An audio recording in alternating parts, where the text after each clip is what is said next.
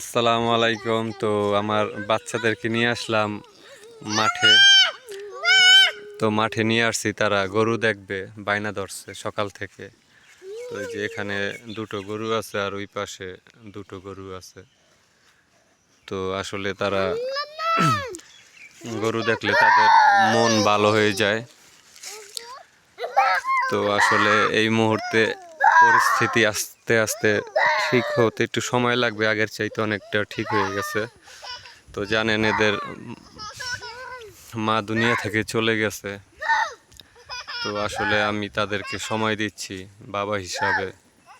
আমি এখন কোথাও যাইতে পারতাছি না, তাদেরকে রেখে গেলেও এখন পারবো না। আরও কিছু সময় তাদেরকে সময় দিতে হবে, মিনিমাম 1 থেকে 2 মাস তাদের সাথে থাকতে হবে।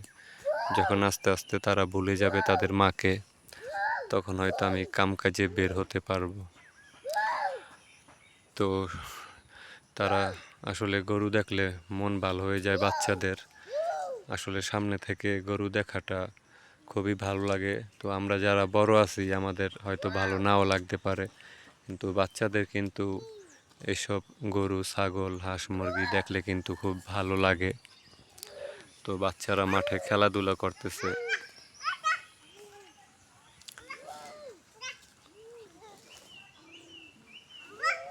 তো দেখুন, এই আমি যে জায়গায় আছি এই জায়গাটা কিন্তু কিছুদিন পর বর্ষাকাল আসলে কিন্তু এখানে পানি উঠে যাবে। তো এখন কিন্তু ঘাস, এখানে ঘাস বোঝাই। তো এই গরুগুলা ঘাস খাচ্ছে, অনেক সুন্দর ঘাস।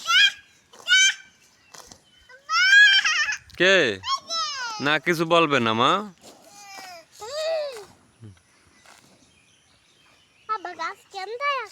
ওই দেখো না কেমতারা খায় ঘাস। কামড়াইছি রে।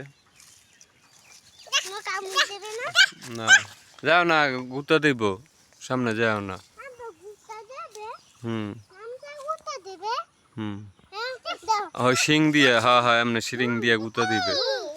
হ্যাঁ এই হ্যাঁ। না গরু মারে না, গরু লক্ষ্মী, ভালো। হুম হুম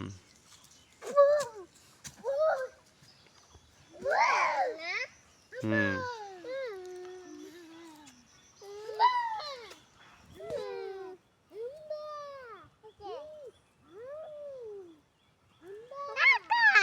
হ্যাঁ। গরু মানুষের, অন্য মানুষের।